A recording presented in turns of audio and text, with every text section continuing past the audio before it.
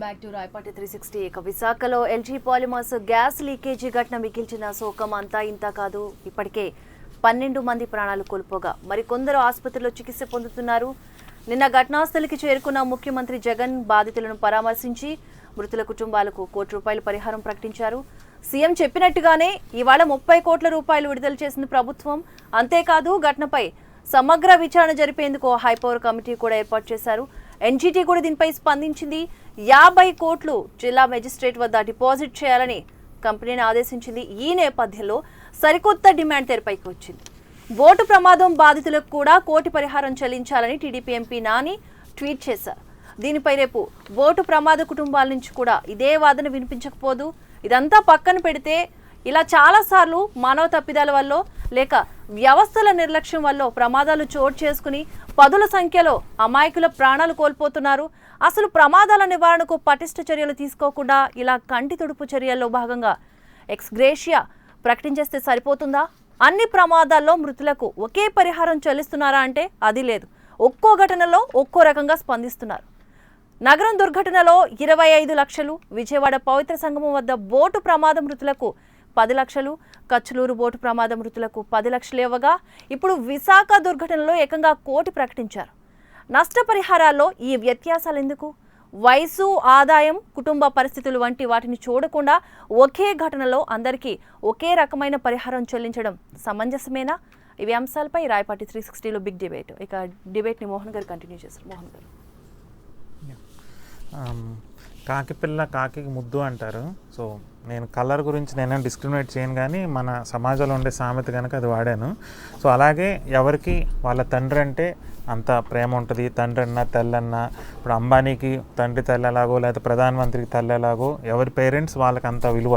So అలాగే spouse, భార్య భర్త అయినంతే, అలాగే బిడ్డ అయినంతే. సో డబ్బు కానీ, అందం కానీ, తెలివితేటలు కానీ, మేబీ చదువు కానీ, ఇవన్నీ ఇట్ డజంట్ మ్యాటర్. బంధుత్వం, బ్లడ్ రిలేషన్స్ అనేది అందరికీ ఇంపార్టెంట్. సో ఇటువంటి యాక్సిడెంట్స్ అప్పుడు ఎవరైనా లాస్ అవుతే, ఫాదర్ అవ్వచ్చు, మదర్ అవ్వచ్చు, భార్య భర్త అవ్వచ్చు, లేదా బిడ్డలు అవ్వచ్చు, లేదా తోబుట్టువులు అవ్వచ్చు, ఇలా ఎవరైనా చనిపోతే వాళ్ళని రీప్లేస్ అనేది ఎవరు చేయలేరు. దాన్ని ఎవరు మెజర్ చేయలేరు కూడా ఆ లాస్ అనేది. కాకపోతే సమాజం అనేది ఒక క్రైటీరియాగా మనీ పెట్టుకుంది. ఎందుకంటే ఇప్పుడు ముఖ్యమంత్రి గారు వెళ్ళి నేను 1,00,000 గ్రాములు సానుభూతి మీకు ఇస్తున్నాను, లేకపోతే 1 కోటి గ్రాములు నా బాధను మీతో పంచుకుంటున్నానంటే దానికి ఏం విలువ ఉండదు. దానికి మెటీరియలిస్ట్గా ఏం కొలవలేము. అందుకని ఒక రీప్లేస్ చేయలేం కనుక కొంత కాంపెన్సేట్ చేయడానికి, కొంత వాళ్ళని ఈ పరిస్థితుల నుంచి బయటపడేయడానికి ఒక మనీ అనేది ఒక క్రైటీరియాగా అన్ని సమాజాలు చేస్తే, అన్ని దేశాలు కూడా కొంత వాళ్ళని ఓదార్పు ఇవ్వటానికి, వాళ్ళ జీవితం వాళ్ళు గొటాన్ అవటానికి కోసం చేస్తూ ఉంటుంది. సో ఆ రకంగా నిన్న ముఖ్యమంత్రి గారు కూడా గతంలో ఎప్పుడూ లేని విధంగా వైజాగ్ వెళ్ళి వాళ్ళందరికీ కూడా చాలా హ్యూజ్ అమౌంట్ని అనౌన్స్ చేశారు. అమౌంట్ పరంగా అయితే అందరూ అప్రిషియేట్ చేశారు, అన్ని పార్టీలు కానీ సంఘాలు కానీ.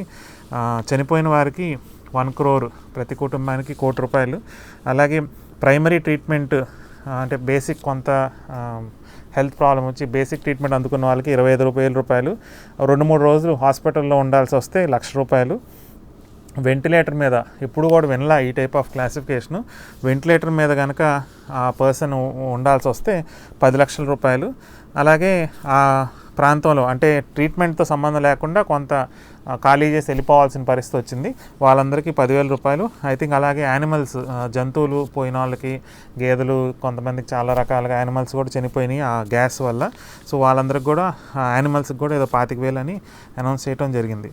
సో ఈ రకంగా జగన్ గారు అయితే మంచి అమౌంట్ ఇన్వెస్ట్ చేశారు, అందరూ అప్రిషియేట్ చేశారు. మనసున్న రాజను లేకపోతే వాట్ ఎవర్ వాళ్ళ భాషలో వాళ్ళు.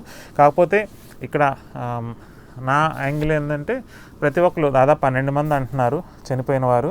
పేపర్లో కూడా వివిధ సంఖ్యలు వచ్చినాయి. బట్ ఒక పేపర్లో అయితే 12 అన్నారు కనుక దాని ప్రకారం వెళ్దాం. చనిపోయిన వారు డిఫరెంట్ ఏజ్ గ్రూప్స్ ఉన్నారు, డిఫరెంట్ బ్యాక్గ్రౌండ్స్ ఉన్నారు. వారందరికీ కూడా సమానంగా ₹1 కోటి ఇవ్వటం అనేది కరెక్టా కాదా అనేది ఒకసారి చూద్దాం. చనిపోయిన వాళ్ళ వివరాలు వస్తే చిన్న వయసు నుంచి చూసుకుంటే కుందనశ్రీ అనే అమ్మాయి 6 సంవత్సరాల వయసున్న పాప, అలాగే ఎన్ గ్రీష్మ 9 సంవత్సరాలు, ఏ చంద్రమౌళి అని MBBS first year student merit సీట్తో ఆ అబ్బాయికి ఆంధ్ర మెడికల్ కాలేజీలో చదువుతున్న 19 ఏళ్ల కుర్రాడు. అలాగే పి వరలక్ష్మి అని 38 ఏళ్ల మహిళ, బి నారాయణమ్మ అని 35 సంవత్సరాలు, ఎన్ నాని అని 40 సంవత్సరాల మనిషి, పి శంకర్రావు అని 40 సంవత్సరాలు, అప్పల నరసమ్మ అని 45 సంవత్సరాల మహిళ, సిహెచ్ గంగరాజు 48 సంవత్సరాలు, వి నూకరాజు 60 సంవత్సరాలు, మేకా కృష్ణమూర్తి 72 సంవత్సరాలు. ఇంకొక అతను గంగాధర్ అని కూడా ఉన్నారు. వారి డీటెయిల్స్ అయితే పేపర్లో లేదు. మొత్తం మీద 11-12 మంది దీనివల్ల ఈ గ్యాస్ వల్ల కానీ అది పీల్చుకొని వాళ్ళకి కొంచెం అంటే కాన్షియస్ లేక కొంతమంది బావిలో, కొంతమంది కాలువల్లో, కొంతమంది హాస్పిటల్స్లో, వివిధ ప్రదేశాల్లో చనిపోవడం జరిగింది. సో ఇలా చూసుకుంటే ₹1 అమౌంట్ అయితే చాలా హ్యూజ్ అమౌంట్, అందరూ సాటిస్ఫై అయ్యారు. కానీ ఒక 6 సంవత్సరాలు పాపకి, 19 సంవత్సరాలు మెడికల్ స్టూడెంట్, అలాగే 72 సంవత్సరాల వయసు ఉన్న వారికి ముగ్గురికి కూడా ఒకే ఘాటుని కట్టి అంటారు కదా, అలా ఘాటుని కట్టి వారి కుటుంబాలకి ఒకే రకమైన కాంపెన్సేషన్ ఇవ్వటం ఎంతవరకు సమంజసం అంటే ఇది ఎందుకంటే ఇందా చెప్పినట్టుగా డిఫరెంట్ పరిస్థితులు ఉంటాయి, కుటుంబ నేపథ్యం ఉండి, దీని గురించి చర్చిద్దాం. అలాగే డిఫరెంట్ ఘటనల్లో కూడా ప్రభుత్వం డిఫరెంట్గా స్పందిస్తుంది.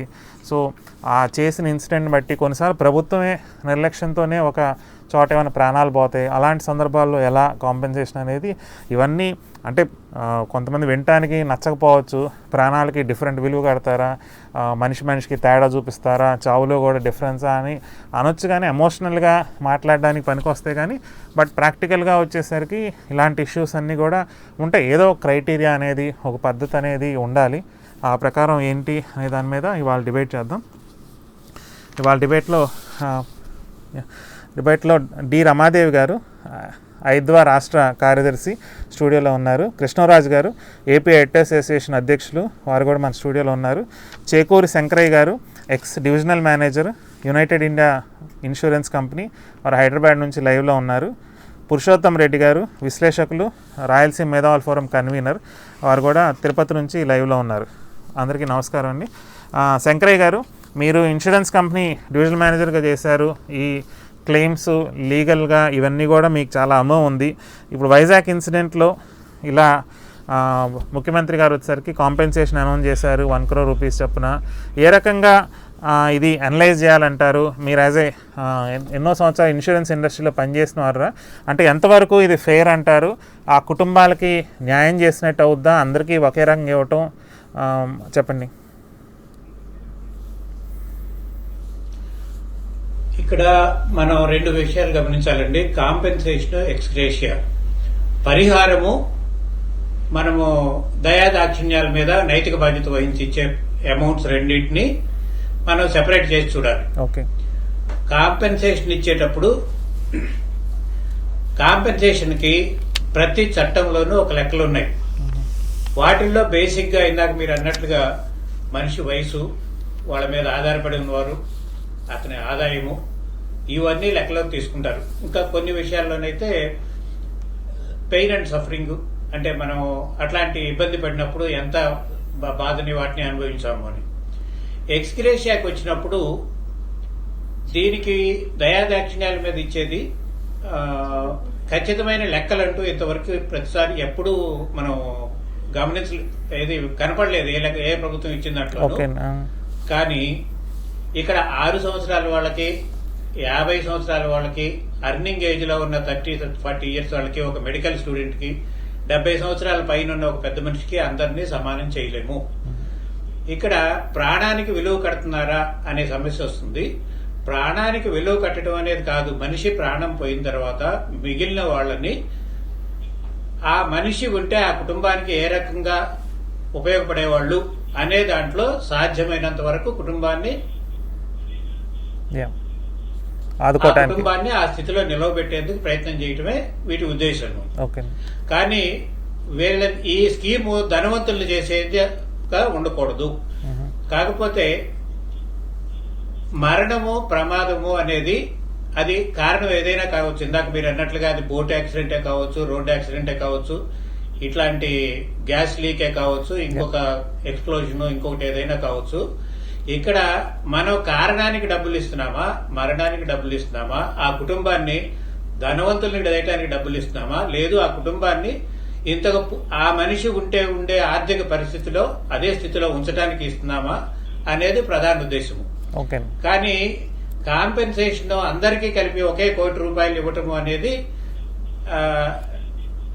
నా ఉద్దేశంలో ఎప్పుడైతే వాళ్ళు గాయాలైన వాళ్ళకి, సఫరింగ్ ఉన్న వాళ్ళకి వెంటిలేటర్ మీద ఉంటే ఇంత, అవుట్ పేషెంట్ గా ప్రైమరీ ట్రీట్మెంట్ తీసుకొని పోతే ఇంత, రకరకాల క్లాసిఫికేషన్ ఎప్పుడైతే చేయగలిగారో అప్పుడు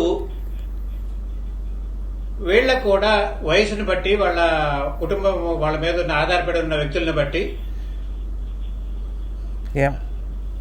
ఒక కొంచెం వెయిటేజ్ మార్చాల్సి ఉంటుంది. అది న్యాయం జరుగుతుంది చనిపోయిన కుటుంబానికి. మెయిన్ మీరు చెప్పినట్టుగా వయస్సు, వారి ఆదాయం పొటెన్షియల్, అలాగే కుటుంబ పరిస్థితి, ఈ 3 కారణాలు జనరల్గా అంటే చట్టాల్లో కూడా ఉంది కదండి. ఇదేమి మీరు కానీ ఇష్టం వచ్చినట్టుగా సబ్జెక్టివ్ చేసేది కాదు కదా. కొన్ని క్రైటీరియా లెక్కలు ఫాలో అవుతారు మన ఇన్సూరెన్స్ కంపెనీస్. ఈ 3 కాక ఇంకేమన్నా ఫాలో అవుతారా? ఈ 3 ఫాలో అవుతారండి క్రైటీరియా? మేజర్ ఈ 3 గాయాల విషయంలో మాత్రమే పెయిన్ అండ్ సఫరింగ్, ప్లస్ ఆయన ఎంతకాలం అసక్తంగా సంపాదన లేకుండా ఉన్నాడు, అది ఒకటి. ప్లస్ మామూలుగా అంగవైకల్యం కలిగినప్పుడు అంగవైకల్యానికి కొంత లాస్ ఆఫ్ ఎమ్యూనిటీస్ అని కొంత ఎక్స్ట్రా అమౌంట్ ఇస్తారు. అదే డిసేబుల్డ్ అయితే మీరు అనేది ప్రాణాలు అది కంప్లీట్ గా ప్రాణాలు పోయేటట్టు అయితే ఈ 3 క్రైటీరియా చెప్పండి.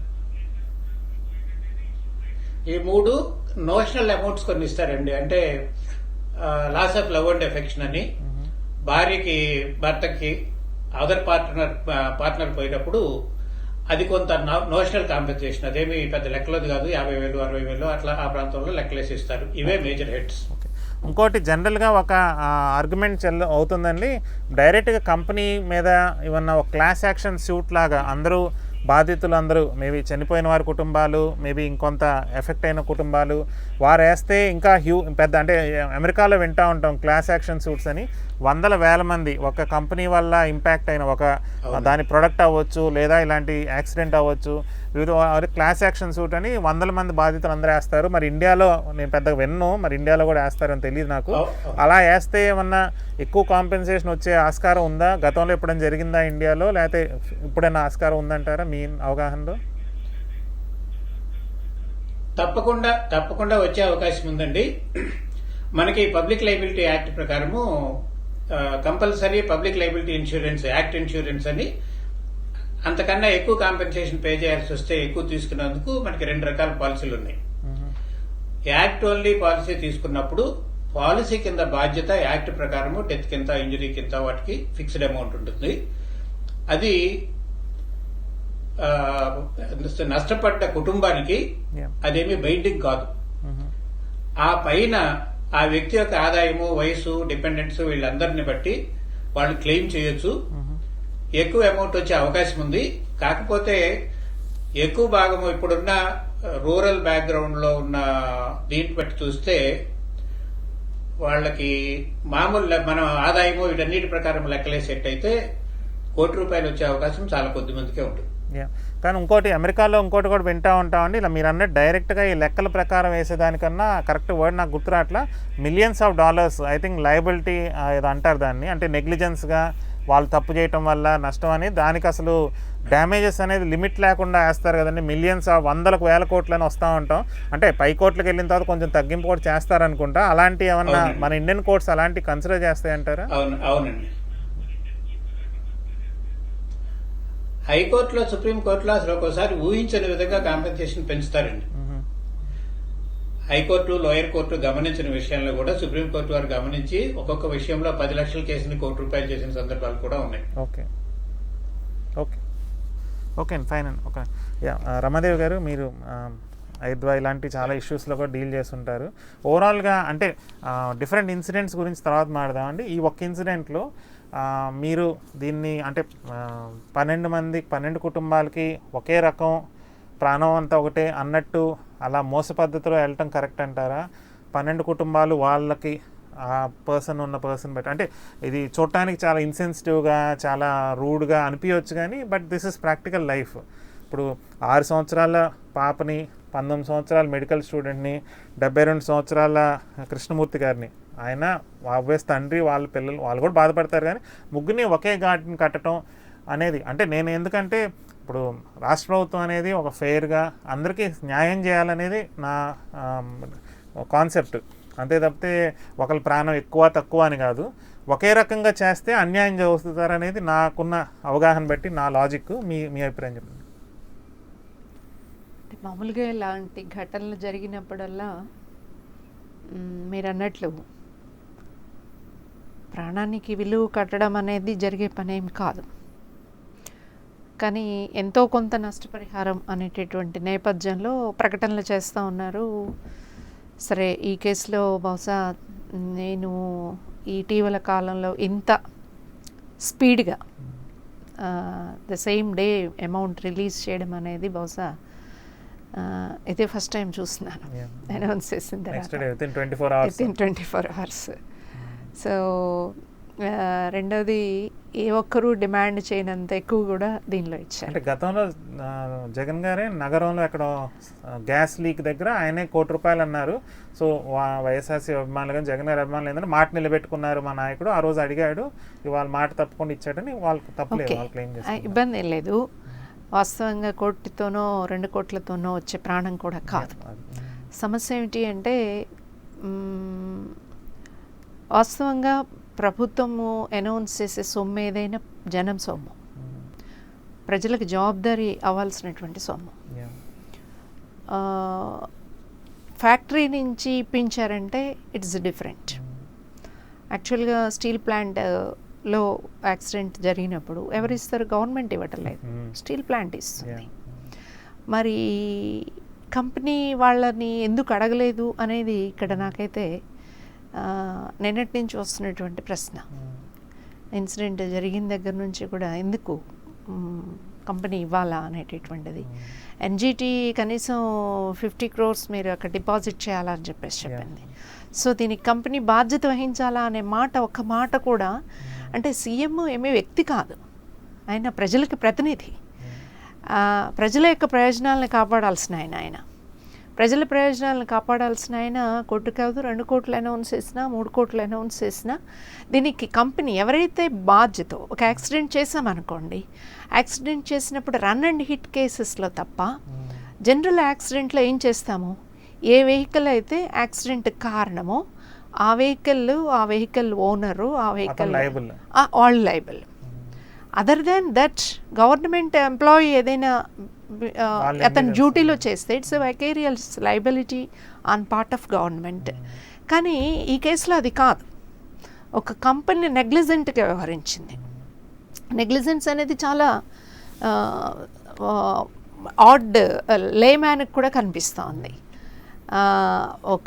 అలాంటి ఒక విషపు వాయువులతో ఉన్నటువంటి ఫ్యాక్టరీని స్టార్ట్ చేసేటప్పుడు చాలా ప్రికాషన్స్ తీసుకొని కూడా వ్యవహరించాల్సిన ఈచ్ అండ్ ఎవ్రీథింగ్ చూసుకుని కానీ దాన్ని స్టార్ట్ చేయడానికి లేదు. అలాంటి చోట్ల అంత తీవ్రమైనటువంటి నెగ్లిజెన్స్ కనిపిస్తున్నప్పుడు ఇంతవరకు ప్రభుత్వం వైపు నుంచి ఒక్క విమర్శ కూడా మనకు కనిపించడం లేదు. పైగా ఇప్పుడు చేసింది ఏమిటి అని చెప్పేసి అంటే సీనియర్ అధికారులతో ఒక కమిటీ వేశారు. హౌ ఇట్ ఈస్ కరెక్ట్ అని చెప్పేసి మేము అడుగుతా ఉన్నాం. యాక్చువల్గా ఏం జరిగింది అని చెప్పేసేటటువంటిది ఎలాంటి ఇన్ఫ్లుయెన్స్ గురి కాకుండా సమీక్ష జరగాలి, దాని మీద తప్పులు తేల్చాలి అని చెప్పేసి అంటే జ్యుడిషియల్ కమిటీ తప్ప ఇలాంటి కమిటీస్ ఎప్పుడు ఏమీ తేల్చలేవు. సో ఇలాంటి నేపథ్యంలో ఈరోజు మనం కాంపెన్సేషన్ గవర్నమెంట్ అనౌన్స్ చేసిన దాన్ని కూడా ఆలోచించినప్పుడు ఇది కూడా హేతుబద్ధంగా ఉంది అని చెప్పేసి మామూలుగా చూసినప్పుడు అనిపించడం లేదు. చూడగానే అనిపిస్తుంది ఏంటంటే ప్రజల యొక్క ఆందోళనని, కోపాన్ని, వాళ్ళ ఆగ్రహాన్ని అణిచివేయడానికి, వాళ్ళ నోరు మూయించడానికి చేసినటువంటి ఒక ఇమీడియట్ ప్రకటన అనిపిస్తుంది తప్ప అక్కడ అక్రమంగా పనిచేస్తూ ఉన్నటువంటి ఒక ఫ్యాక్టరీని, అంటే సేఫ్టీ మెజర్మెంట్స్కి వాస్తవంగా మీకు తెలుసు ఇలాంటి ఫ్యాక్టరీస్ పెట్టేటప్పుడు సేఫ్టీ మెజర్మెంట్స్ కోసం చాలా ఎక్కువ ఖర్చు పెట్టాల్సి వస్తుంది. లాభాలు ఆర్జించే ఏ కంపెనీ కూడా ఏం ఆలోచిస్తుందంటే వీలైనంత దాన్ని కట్ షార్ట్ చేసుకొని ఆ పెట్టుబడిని ఇన్వెస్ట్మెంట్ వేస్ట్గా భావిస్తుంది. అంటే ప్రజల ప్రాణాలు ఉంటాయి పోతాయి అన్నటువంటి లెక్కతో సేఫ్టీ మెజర్మెంట్స్ కోసం చేయాల్సినటువంటి చర్యలన్నీ తీసుకోకపోతే వీళ్ళందరూ చావుకి కారణం వాళ్ళు వాళ్ళ కింద వాళ్ళని 304 పెట్టి బుక్ చేసి క్రిమినల్ యాక్షన్ కింద అరెస్ట్ చేయాల్సిన అవసరం ఉంది.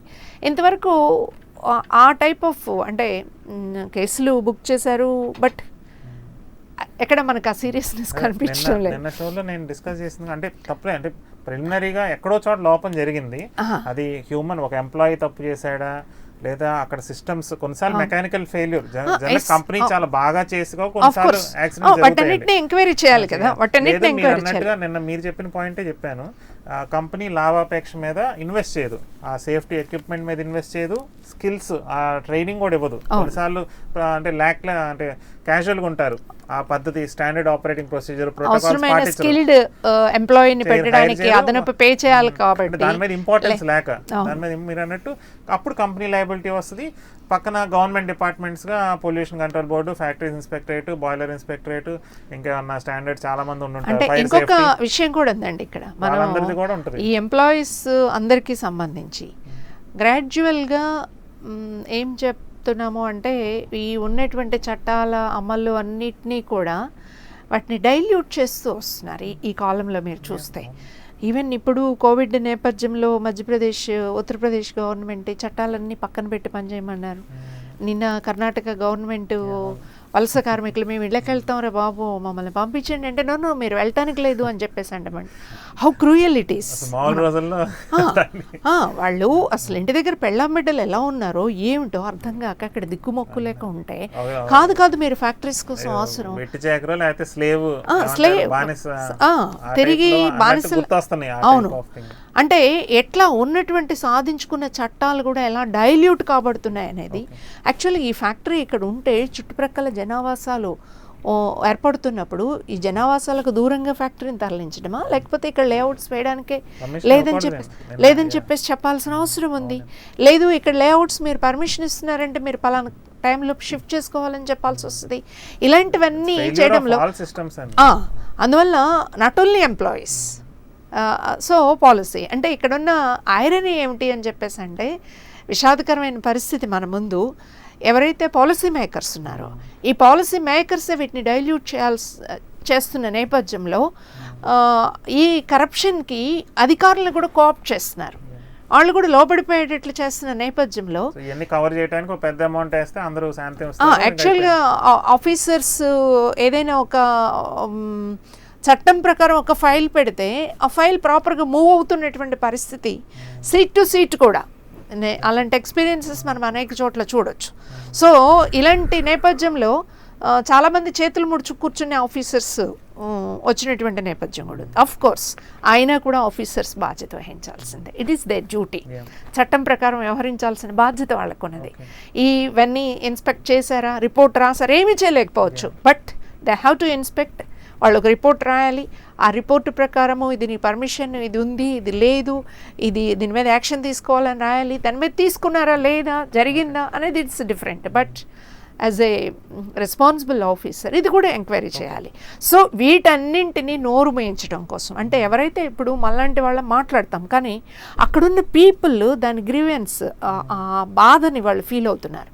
ఆ ఫీల్ అయ్యేటటువంటి జనము యొక్క నోళ్లు మూయించేటటువంటి దానికి మెథడ్ ఏమిటి అని ఆలోచించినట్లుంది తప్ప ఈ దీనిలో యాక్చువల్ కాంపెన్సేషన్ ప్రకటించేటటువంటి దానిలో ఒక రీజనబుల్గా చేసినటువంటి పద్ధతి కానీ ఫ్యాక్టరీని లయబుల్ చేయడం చాలా కీలకమైనది. అది ఫ్యాక్టరీని లయబుల్ చేయడం అనేటటువంటిది లేకుండా ఎవడబ్బ సొమ్ము అని చెప్పేసి మాట్లాడతాం కదా. సో జగన్ గారు మాట నిలబెట్టుకున్నారు, మంచిది, మాట నిలబెట్టుకోమని చెప్పేసి మనం అడుగుతున్నాం. ఏం మాట నిలబెట్టుకోవాలి అని చెప్పేసి అన్నట్లయితే చాలా విషయాలు మనం ఇప్పుడు ఈరోజు వచ్చింది మడ అడవులు కొట్టేసి ఇళ్ల స్థలాలు ఇస్తున్నటువంటి పరిస్థితి. సో రేపు తుఫాను వస్తే ఎంతమందిని చేస్తాం, ఎంతమంది బతుకుతామో తెలియనటువంటి పరిస్థితి.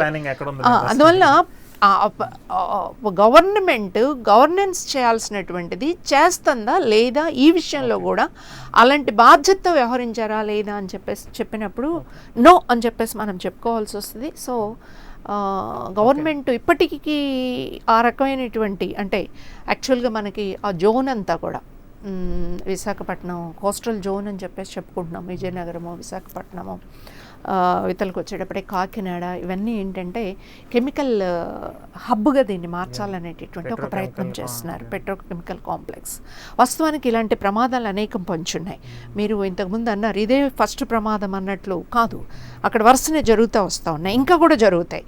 ఈ జరిగేటటువంటి వాటి మీద సేఫ్టీ మెజర్మెంట్స్ తీసుకోవడం, పర్యావరణాన్ని పరిరక్షించుకోవడము అనేటటువంటి ఇవి 2 అంశాల మీద బిగ్ డిబేట్ నడవాల్సిన అవసరం ఉంది. ప్రజలు నిలవేస్తే తప్ప ఇది జరిగేటటువంటి పరిస్థితి కాదు. అందువల్ల డబ్బుతో నోరు మోయించేటటువంటి ఒక టాక్టిక్స్ నడుస్తూ ఉన్నాయి అనేది మనం అర్థం చేసుకోవాలి. కృష్ణరాజు గారు మీరు ఎలా చూస్తారు?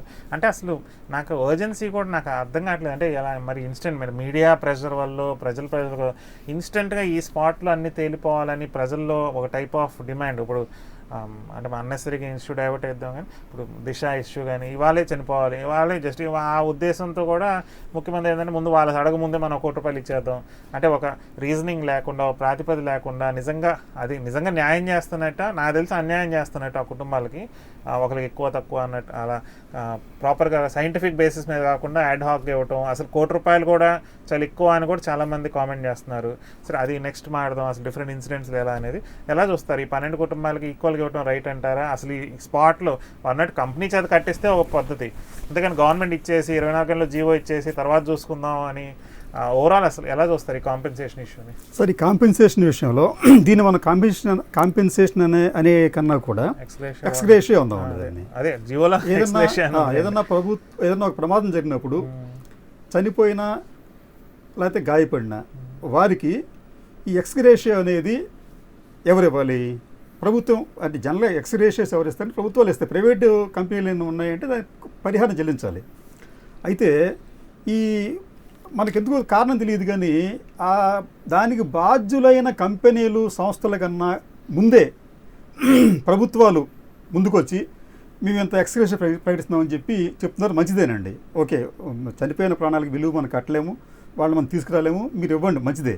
అయితే దీనికి సంబంధించి మనకి ఏదన్నా ఒక జాతీయ విధానం కూడా మనకి అవలంబించాల్సిన అవసరం ఉంది. ఎందుకంటే మన కాంపెన్సేషన్ కూడా మనం రాష్ట్ర వ్యాప్తంగా, దేశవ్యాప్తంగా ప్రతి సంవత్సరం కొన్ని వేల కోట్ల రూపాయలు పే చేస్తున్నామండి. మనం అది చేస్తున్నప్పుడు దీనికి సంబంధించి మనం గైడ్లైన్స్ పెట్టుకోవాలి.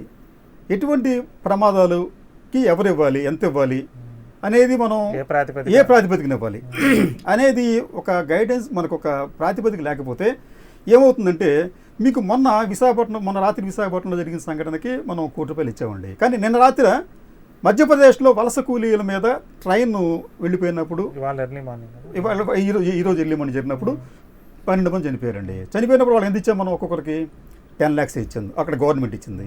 ఇక్కడ ఇక్కడ మనం ₹1 ఇచ్చాం, మంచిదే.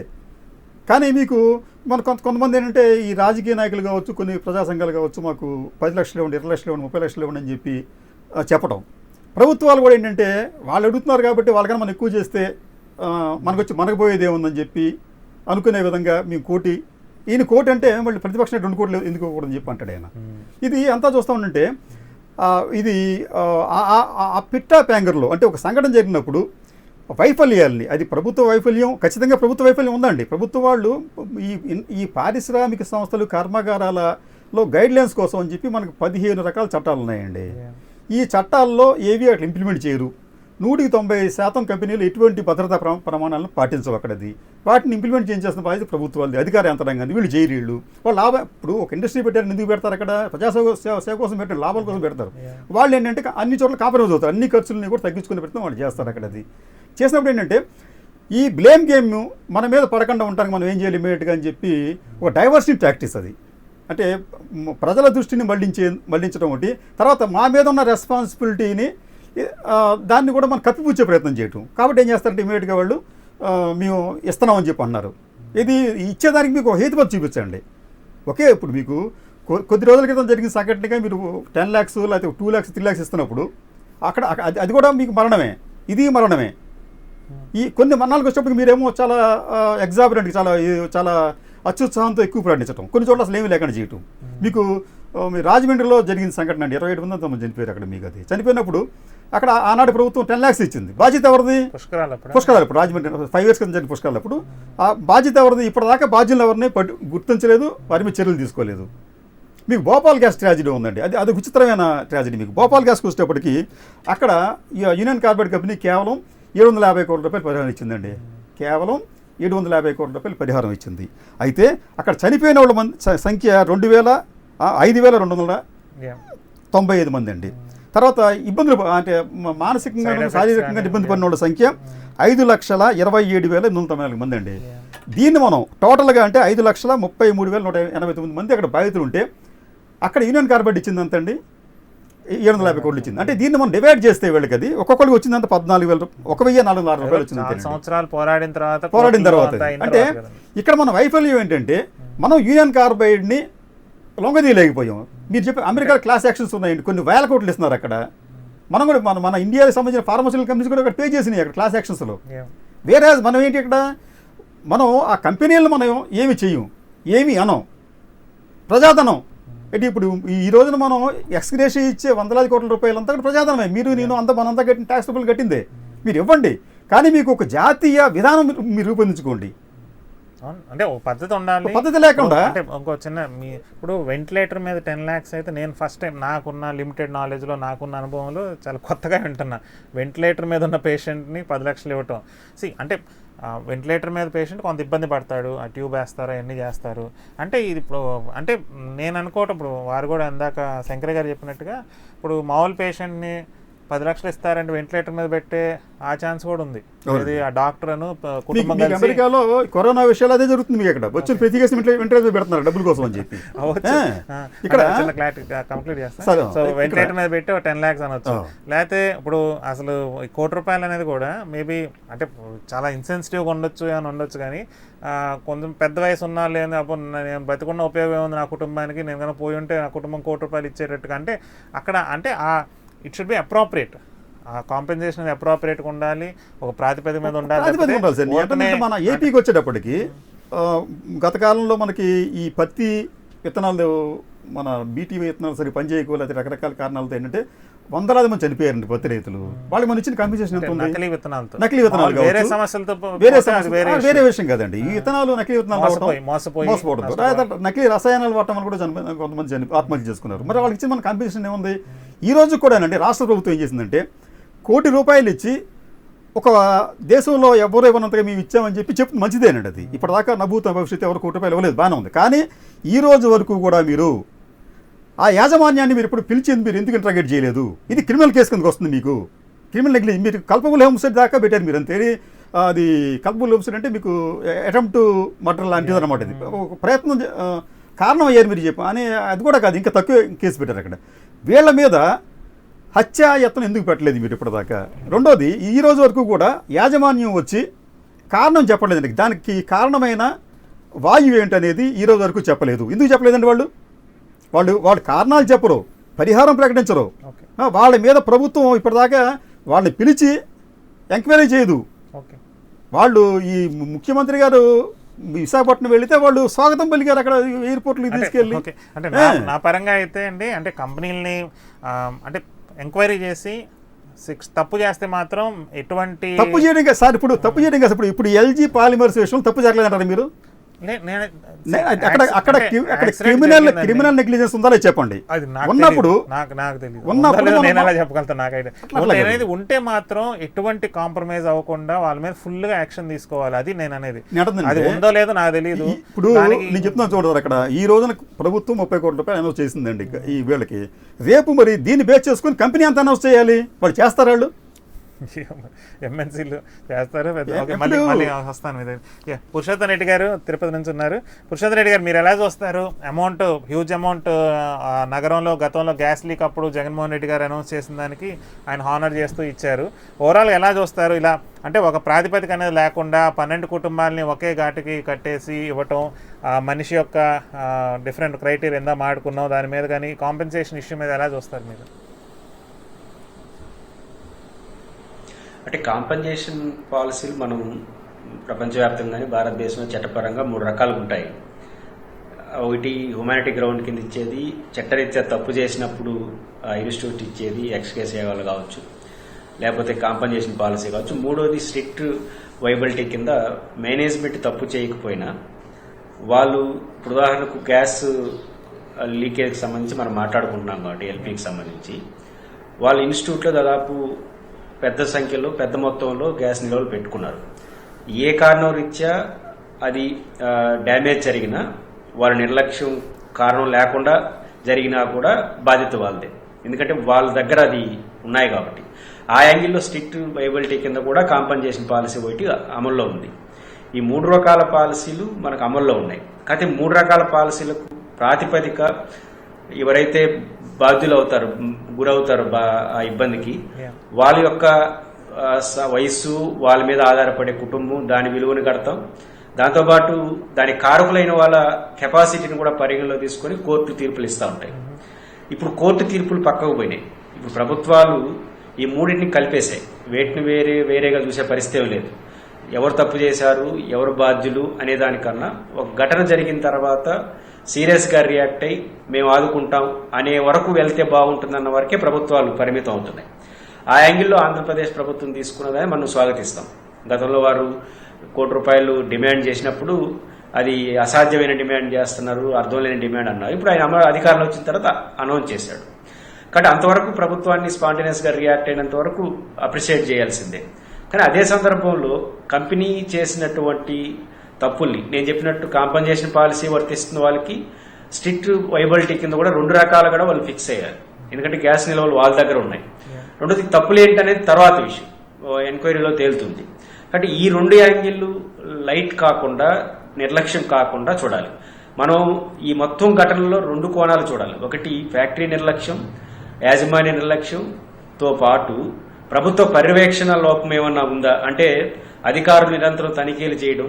ఇప్పుడు లాక్డౌన్ దాదాపు 40-50 రోజులు జరిగిన తర్వాత లాక్డౌన్ అప్పుడు కొన్ని కంపెనీలు కొన్ని పనులు జరిగే ప్రాంతంలో అసలు క్లోజ్ చేయడానికి వీల్లేదు.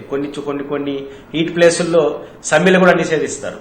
అలాంటిది ఈ లాక్డౌన్ లో వీటిని స్లో డౌన్ చేయడానికి కానీ ఆపడానికి కానీ ఎలాంటి మెజర్మెంట్స్ తీసుకున్నారు? 40 రోజులు ఆ గ్యాస్ నిల్వ అట్లే ఉంచితే మళ్ళీ ఓపెన్ చేస్తే అట్లాంటి పరిణామాలు ఎలా వస్తాయనే దాని పట్ల అధికారుల పర్యవేక్షణ ఉందా? అయితే ఇంత పెద్ద కంపెనీ రీఓపెన్ అవుతున్నప్పుడు అధికారులు స్వీయ పర్యవేక్షణ ఎందుకు చేయలేకపోయారు? జనరల్ గా వాళ్ళకి ఎందుకు అప్పగించారు? ఇది ప్రభుత్వం వైపు నుంచి పరిశీలన జరగాలి, ఫ్యాక్టరీ యాజమాన్యం జరగాలి. వీటితో పాటు ప్రభుత్వం నుంచి జరగాల్సిన మేజర్ యాక్షన్ ఏముండాలి అంటే నా దృష్టిలో విశాఖపట్నం 2 ఘటనలు చూస్తాం. ఒకసారి ఉదూద్ తుఫాన్ వచ్చింది, ఇప్పుడు ఈ ఘటన జరిగింది. ఉదూద్ తుఫాన్ నుంచి ఏమి నేర్చుకున్నాం? ఆ రోజు సీఎం అద్భుతంగా పనిచేశాడు, మొత్తం కవర్ చేశాడు, అయిపోయింది. కానీ అసలు సమస్య ఏంటంటే చెరువులు నీటి ప్రవాహానికి అడ్డంగా ఉండే ఆటంకాలు, ఆక్రమణల వల్లే నగరాలు ఇబ్బంది పడుతున్నాయి. వాటిపైన ఈ రోజు కూడా మనం బాధపడట్లా. మళ్లీ వరదలు వస్తే మళ్లీ యాక్షన్లోకి వెళ్తాం. ఇప్పుడు ఇది ఏ కంపెనీ అయితే ఉందో ఒకప్పుడు ఇది విశాఖ రూరల్, ఈ రోజు కంపెనీని దాటి కిలోమీటర్లు నగరం వెళ్ళింది. నగర అభివృద్ధిగా ప్రభుత్వం చూస్తా ఉంది. నా దృష్టిలో అసలు పర్మిషన్ ఎట్టిస్తారు? రూరల్ గా ఉన్నటువంటి ఫ్యాక్టరీ పెట్టి దాని చుట్టూ కొన్ని కీలకమైనటువంటి పరిశ్రమలు, విషవాయువులు విదజల్లే పరిశ్రమల అవకాశం ఉంది, ప్రమాదం జరిగే పరిశ్రమల అవకాశం ఉన్న కంపెనీలకు చుట్టూ నివాస ప్రాంతాలకు ఎట్టాలో చేసింది ప్రభుత్వం. కాబట్టి వీటిపైన చాలా సీరియస్ జరగాలి చర్చ. ఎందుకంటే ఎందుకు ఇట్లా కీలకమైన పరిశ్రమలు ఒక చోట పెడుతున్నారు, పెట్టిన చోట దాని చుట్టూ నివాసయోగ్యమైన ప్రాంతాలకు ఎట్లా అనుమతిస్తున్నారు, ఎట్లా లేఅవుట్లకు అనుమతిస్తున్నారు, వీటిపైన చర్చ జరగకపోతే ఇంకో ఘటన జరుగుతుంది. జనసేన పార్టీ వాళ్ళు ప్రభుత్వమే బీసీ ఎస్సీ ఎస్టీ కాలనీగా వాళ్ళే ప్లాట్లు వేసి కూడా గోడ అనుకోను ఆ దగ్గరలో అంట ప్రభుత్వమే ప్లాట్లు వేసి ఇస్తుంది. అలాగే ప్రైవేట్ వాళ్ళు ఎవరన్నా లేఅవుట్లు వేసుకోవాలన్నా లేదా పర్మిషన్ కన్వర్షన్స్ పెడతాం కదా, ఇండస్ట్రియల్ నుంచి అగ్రికల్చర్ నుంచి రెసిడెన్షియల్ కన్నా కూడా ఏముంది, ఇందాక ఇప్పుడు మేడం చెప్పినట్టుగా అందరూ డబ్బులు తీసుకుంటారు. ఏ డిపార్ట్మెంట్ ఆ డిపార్ట్మెంట్ ఎవడు పని వాడు చూసుకుంటాడు తప్పితే అది జోనింగ్ రెగ్యులేషన్స్, అక్కడ ఇండస్ట్రియల్ ఏరియా, అక్కడ రెసిడెన్షియల్ అలౌ చేయకూడదు, ఇలా అన్ని డిపార్ట్మెంట్స్ ఫెయిల్యూర్ అండి. దీంట్లో ఎక్కడో రకంగా ఫ్యాక్టరీస్ వాళ్ళు కానీ ఈవెన్ టౌన్ ప్లానింగ్ వాళ్ళు కానీ వీళ్ళందరూ ఫెయిల్యూర్ వల్ల ఇలాంటి ప్రాబ్లమ్స్ వస్తాయి. చెప్పండి. నేను నాట్ ఓన్లీ డిపార్ట్మెంట్ కాదండి, అధికార పార్టీ, ప్రధాన ప్రతిపక్షాలు, ప్రజలు ముగ్గురు కూడా చాలా సందర్భాల్లో బాధ్యులు అవుతున్నారు. ఉదాహరణకు తిరుపతి ఉందండి, తిరుపతి బస్టాండ్ చెరువు, చాలా కాలనీలు చెరువుల ధ్వంసానికి అందరూ పాల్పడుతున్నాం కదా. ఈరోజు మనం అధికార పార్టీ, ప్రతిపక్షాలు, ప్రజలందరూ కూడా ప్రకృతి, ముఖ్యంగా మా జిల్లాలో కానీ విశాఖపట్నం జిల్లా ఏ జిల్లాలో కూడా చెరువులు సంరక్షణ చేయకపోవడం వల్ల ప్రభుత్వం చెరువుల్లో ఆక్రమించుకుంది. ఇప్పుడు శ్రీకాళహస్తి ఉంది, ఇంటర్మీడియట్ కాలేజ్ చెరువులో ఉంది, బస్టాండ్ చెరువులో ఉంది, రాజకీయ పార్టీల ఆఫీసులు చెరువులో ఉన్నాయి. వాటి రెగ్యులరైజ్ అయిపోతాయి. రేపు వరదలు వచ్చినప్పుడు సహజ ప్రవాహానికి ఆటంకొన్నప్పుడు ముంపుకు గురవుతాయి, మళ్ళీ మనం బాధపడతాం. Not only Visakhapatnam, entire state కూడా, భారతదేశంలో కూడా ఈ బాధ్యత రైతు ఉంది. దీన్ని కట్ చేయకపోతే భారీ మూల్యం చెల్లించుకుంటాం. నేను చెరువులు అనేది ఒక యాంగిల్ చెప్పాను. ఫ్యాక్టరీలు కూడా, కొన్ని ఫ్యాక్టరీల చుట్టూ ఎందుకని నివాస ప్రాంతాలకి అనుమతిస్తుంది ప్రభుత్వం, ఇస్తేనే కదా వాళ్ళు వేసుకున్నారు.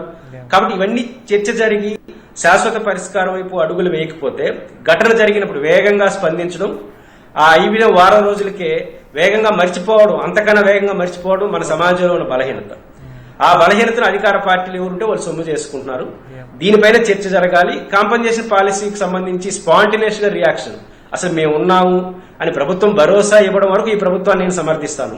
కానీ తర్వాత జరగాల్సిన చర్చ ఈ ప్రభుత్వం ఆ ప్రభుత్వం అనేది కాకుండా ఫ్యాక్టరీ వైపు నుంచి జరిగిన తప్పులు, అటు ఫ్యాక్టరీ నిర్వహణలో తప్పులు జరిగాయి, రెండో వైపు ప్రభుత్వ పర్యవేక్షణ ఏ మేరకు ఉందనేది పైన చర్చ జరగాలి. లాంగ్ రన్ లో ఇట్లాంటి ఘటనలు పునరావృతం కావడానికి మెజర్మెంట్స్ ఏం తీసుకోవాలో 3 జరగాల్సిన అవసరం ఉంది. అన్నిటికన్నా కీలకమైనటువంటి విచారణ సంస్థలు, అది పొల్యూషన్ డిపార్ట్మెంట్ కావచ్చు, రెగ్యులర్ అథారిటీ ఈ డిపార్ట్మెంట్ లో అసలు ఉద్యోగాలే లేవు. అసలు ఆ డిపార్ట్మెంట్ ఉన్నాయా? ఉన్న వాళ్ళు తక్కువ సంఖ్యలో ఉద్యోగస్తులు ఉంటారు కాబట్టి పనిచేయలేదంటారు. ఉన్న 10 మంది కూడా పనిచేయరు. ముఖ్యంగా లేబర్ ఆఫీస్ గాని వీళ్ళందరూ కరప్షన్ కేంద్రాలుగా మారిపోయినాయి. ఈ రోజు ఇట్లాంటి ఘటనలు కొన్ని దురదృష్టవశాత్తు ఈ మాట అనకూడదు కానీ కొన్ని అధికారులకు, వ్యవస్థలకు సంపాదనకు మార్గంగా మారిపోతున్నాయి, ఈ బెదిరించడానికి మార్గంగా మారిపోతున్నాయి. కాబట్టి కొన్ని ఈ కరప్షన్స్ ని కూడా ఆపాల్సిన అవసరం ఉంది. ఈ మెజర్మెంట్స్ తీసుకోకుండా జనరల్ గా మాట్లాడి ఎవరి మీద ఒకటి నెపోనెడితే మాత్రం మళ్ళీ పునరావృతం అయితే మళ్ళీ బాధపడతాం. ఓకే, ఒక షార్ట్ బ్రేక్ తీసుకొని డిబేట్ కంటిన్యూ చేద్దాం.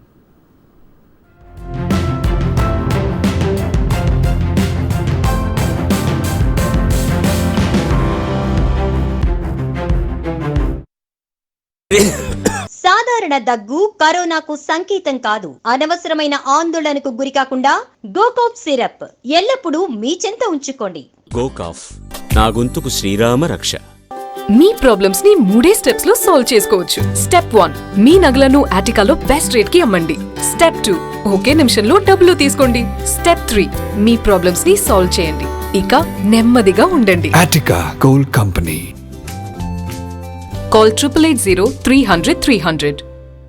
ఆహా ట్రిపుల్ సోపు శుభ్రత చాలా తోపు. కలర్ బట్టలు కాపాడి మురికిని దూరం చేసేనే. చూడు చూడు ఆహా ట్రిపుల్ సోప్. చేతులకు బట్టలకు భద్రతనిచ్చు. మురికిని దూరం చేస్తుంది, చేతుల్ని కాపాడుతుంది. ట్రిపుల్ ఎక్స్ సోప్ మరియు వాషింగ్ పౌడర్, సంస్కారవంతమైన సోప్. 2020 ఈ సంవత్సరం మన మైండ్లో ఉండాల్సింది డబ్బు కాదు, ప్రాణం. డబ్బులు మనం తర్వాత సంపాదించుకోవచ్చు, ఎందుకంటే మన ప్రతి ఒక్కరిలోనూ గొప్ప ఆత్మవిశ్వాసం ఉంది. దాన్ని ఎప్పుడు వదులుకోకండి. పాత నగలను ఎక్స్చేంజ్ చేసి కొత్త నగలు కొనాలంటే ఇలా కూర్చోవాలి. కానీ డబ్బులు తీసుకుని వెళ్తే ఇలా కూర్చోవచ్చు. చేతిలో డబ్బులుంటే మనమే బాస్. మరి డబ్బులు? ఆటికా గోల్డ్ కంపెనీకి రండి. బంగారం కొనేటప్పుడు మీరే boss. Attica gold company. Call 8880-300-300. ఇతను ఆనంద్. ఇతను మెరుగైన జీవితాన్ని మొదలెట్టలేదు కూడా. 15 నెలల వయసులోనే ఇతను తీవ్రమైన పోషకాహార లోపంతో బాధపడుతున్నాడు. తోటి వయసు పిల్లల్లా కాకుండా అతని బరువు కేవలం 5 కిలోలే. ఇప్పటికీ మాట్లాడటం, నడవటం చేయలేడు. అత్యవసరంగా అందవలసిన సహాయం అందకపోతే ఆనంద్ లాంటి పిల్లలు బతకడం కష్టం. దయతో మీరు సహాయం చేస్తారా? సేవ్ ద చిల్డ్రన్ సంస్థ తీవ్ర పోషకాహార లోపాలు ఉన్న పిల్లలకు సరైన సమయంలో వైద్య సహాయం అందించి జీవితాన్ని ఇస్తుంది. అయితే ఇది మీ సహకారం లేనిదే చేయలేదు. మీరు కూడా ఇలాంటి పిల్లలకు జీవితాన్నిచ్చేందుకు 9870-276-276 కు కాల్ చేసి నెలకు కేవలం 500 రూపాయల చిన్న మొత్తాన్ని ఇవ్వగలరా? మీ సహాయం ఎంతో అవసరంలో ఉన్న పిల్లలకు శక్తినిచ్చే ఆహారాన్ని, మందులను అందిస్తుంది. దయచేసి 9870-276-276 కు కాల్ చేసి నెలకు కేవలం 500 రూపాయల చిన్న మొత్తాన్ని అందించి ఓ చిన్నారి జీవితాన్ని నిలబెట్టండి. 2020 ఈ సంవత్సరం మన మైండ్లో ఉండాల్సింది డబ్బు కాదు, ప్రాణం.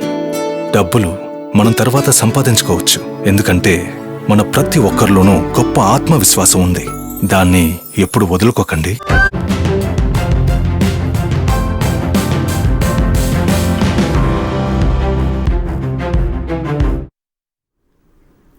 Welcome back. యా శంకరయ్య గారు, ఇప్పుడు ఇందాక మాట్లాడుకున్నట్టే డిఫరెంట్ ఇన్సిడెంట్స్లో కూడా ఇప్పుడు ముఖ్యంగా గత 6 నెలల క్రితం గోదావరిలో బోట్ ట్రాజడీలో దాదాపు 30 మంది పైన చనిపోయారు. అప్పుడు విషయాల ప్రకారం అయితే ప్రభుత్వం నిర్లక్ష్యం ఉంది.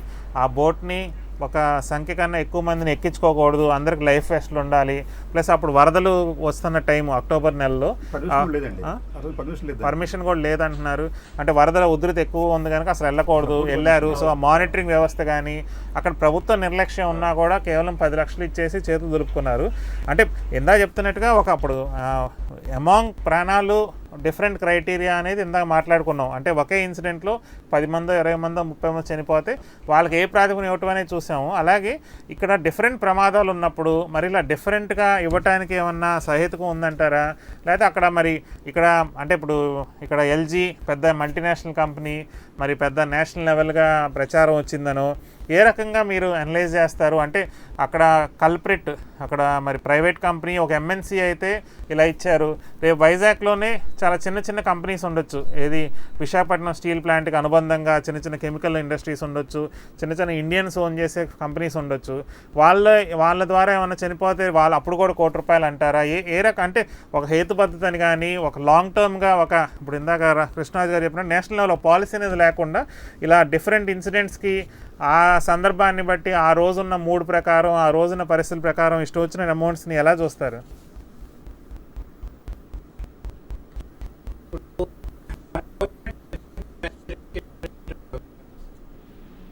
వాళ్ళు ఆ వ్యక్తి మరణానికి కాంపెన్సేట్ ఇస్తున్నట్టుగా లేదు, ఆ ప్రమాదానికి నేచర్ ఆఫ్ యాక్సిడెంట్ కి కాంపెన్సేట్ చేస్తున్నట్టుగా కనపడుతుంది.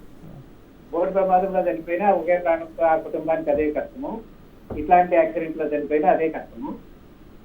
ఆ ఇబ్బందిని కాంపెన్సేట్ చేయడానికి ఎక్స్ప్రెస్ అయ్యేవాళ్ళు కానీ నేచర్ ఆఫ్ యాక్సిడెంట్ బట్టి మారడానికి వీల్లేదు. రెండోది, ఇందులో ఇందాక మీరందరూ మాట్లాడుతుంటే నాకు అనిపిస్తుంది ఏమంటే ఎన్ని రకాల వైఫల్యాలు ఉన్నా కానీ మనం ఈ ప్రమాదాన్ని ఒక చిన్న దీంతో నివారించగలిగే వాళ్ళం నష్టాన్ని. ఈ రోజున అందరూ ఏం చెప్తున్నారు, తడిగుడ్డ వేసుకొని ముక్కుకి మూతికి అడ్డం పెట్టుకుంటే దీంతో ప్రమాదం లేదు అని. ఇదే వాళ్ళు పనిచేసే ముందు ఆ ఫ్యాక్టరీని కమిషన్ చేసే ముందు ఒక్క కండిషన్, మీ ఫ్యాక్టరీ నుంచి ఏ రకమైన ప్రమాదాలు జరిగినా గానీ ఇదిగో ఇట్లాంటి జాగ్రత్తలు తీసుకోవాలి, గ్యాస్ లీక్ అయింది, ఈ లక్షణాలు ఉంటాయి, మీరు వెంటనే తడిగుడ్డ మూతికి చుట్టుకోవాలి అని ముందు కనీసం ఎడ్యుకేట్ చేసి ఉంటే జనాన్ని ఈ రోజు ఎవరు చనిపోయేవాళ్ళు కాదు, వెంటిలేటర్స్ పెట్టాల్సిన అవసరం వచ్చేది కాదు, ఇంత ఇబ్బంది పడే అవసరం వచ్చేది కాదు.